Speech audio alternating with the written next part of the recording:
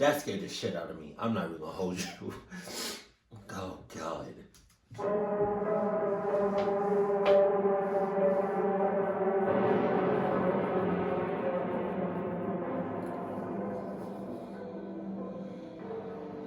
This happened Halloween of 2008. Right. I was 14 years old and remember being especially excited for that year's Halloween. It fell on a Friday, meaning we could stay out later than usual. I was going to go trick-or-treating with my friend Matthew, after which we would go back to my house for a sleepover. I lived with my dad, who worked night shifts as a security guard. He was going to be gone pretty much from sundown to sunup, leaving Matthew and I to do our own thing. Matthew showed up at about 7 p.m., to which we quickly threw on some cheap costumes and headed out. Trick-or-treating in our neighborhood was always the worst. We lived in this foresty area where the houses were really spread out. We probably walked a good quarter mile between each door.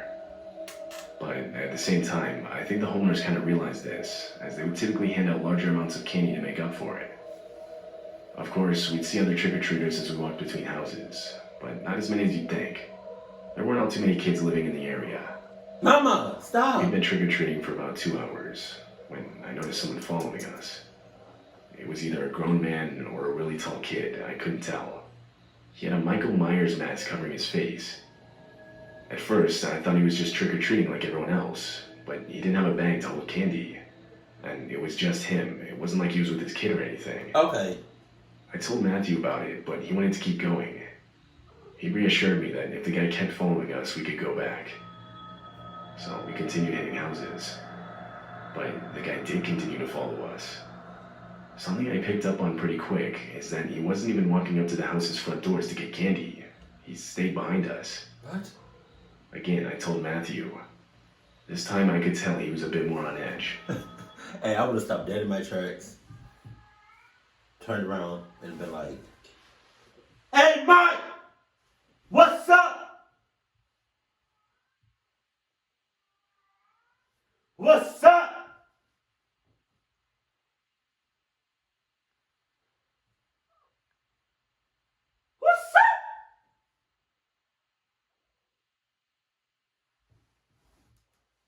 Coming up was a shortcut through the woods, which led directly to my house. Wow. We took it, sprinting as soon as we entered the woods. We had no idea if we were followed, but either way, we immediately started locking all the doors and windows.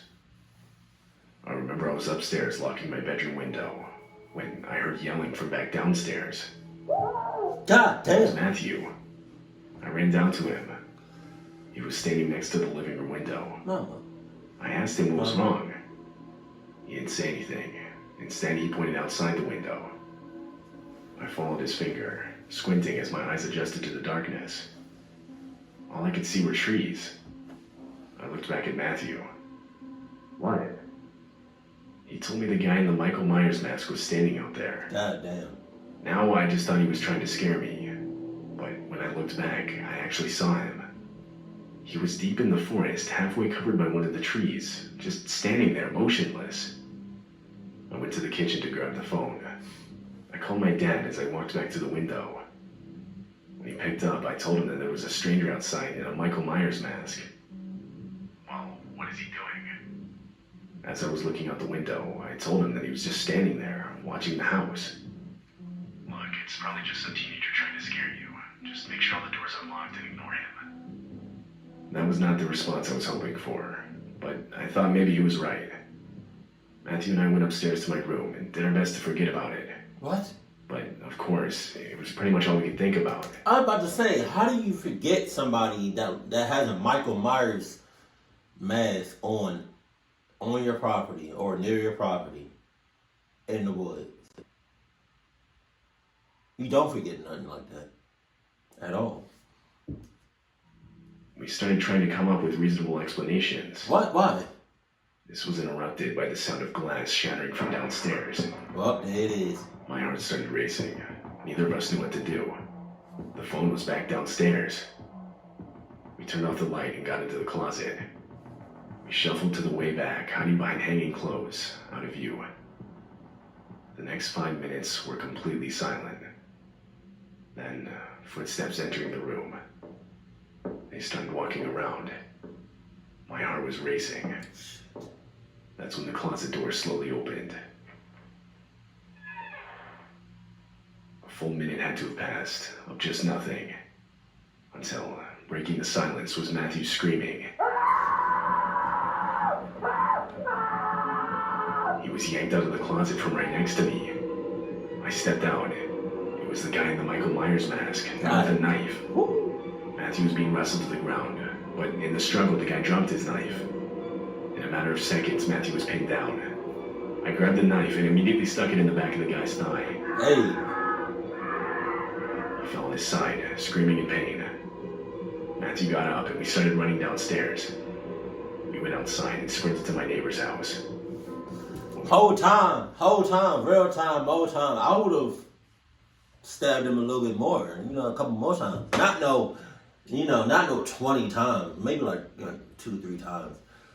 Got there, we banged on the door until they answered. We explained our situation and they let us inside as they called the cops.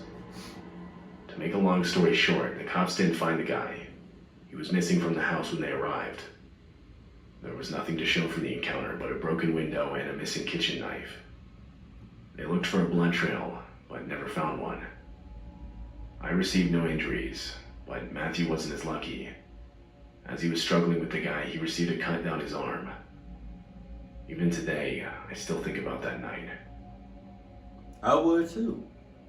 It's Michael Myers. Jesus. When I was 19, I lived at home with my parents. This happened on Halloween, and like every other year, my parents had me hand out candy to the kids that came by. I didn't mind. Our living room was right next to the front door, so I just put on a movie and get up whenever the doorbell rang. It was about 10 p.m. The doorbell rings were slowing down. By this point, both of my parents had gone to bed. I remember this almost perfectly. I was on the last scene of The Dark Knight when our home phone rang. I looked over to the left where the phone sat. Unknown caller, that's all it said. Now, literally just the other day, we got a new set of phones. We were given a new number and hadn't given it out to anyone yet, so I doubted it was someone I knew. But I still thought I'd answer it just in case. I picked it up. Hello? He'd get one off. I'm stupid. All I could hear was heavy breathing, so I hung up. I figured they had the wrong number. Shortly after, the phone went off again. It said the same thing, unknown caller. I picked it up again. Who is this? This time, a male voice replied. I know where you live. Oh! I hung up again. I stopped to think for a second. I was starting to realize that it was probably just someone trying to prank call me. I mean, it was Halloween night. I can't even blame them. But at the same time, that's something you'd expect from a kid, or at the very most, a teenager.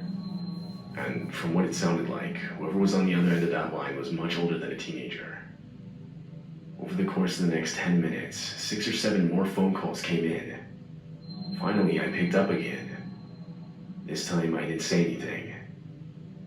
There were a few seconds of silence before the man started talking.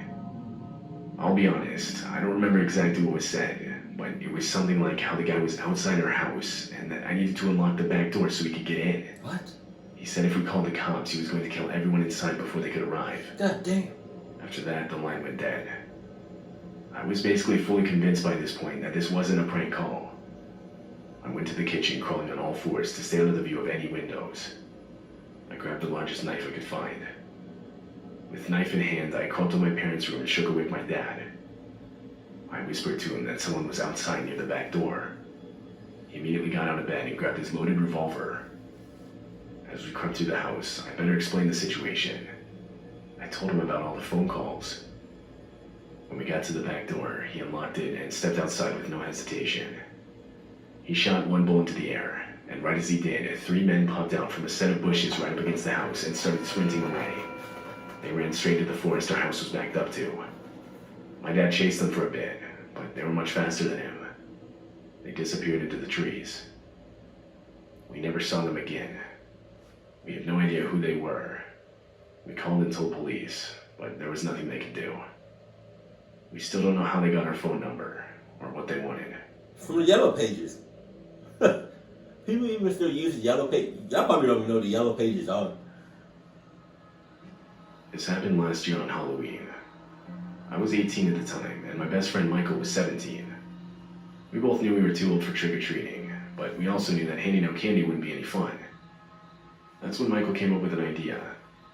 There was this old abandoned house that was close to mine that we'd always said we'd explore at some point. Wow. We figured, what better night than Halloween? We waited until it got dark, and then waited even more until there were much less trick-or-treaters outside. That's when we grabbed a couple flashlights and headed out. It took us a few minutes, but eventually we got to the house. Of course, since it was abandoned, it was a huge mess. Trash was scattered across the floor, windows were boarded up. You get the picture. We walked up to the front door. I was half expecting it to be locked, but it opened. Inside was pitch black. We stepped inside.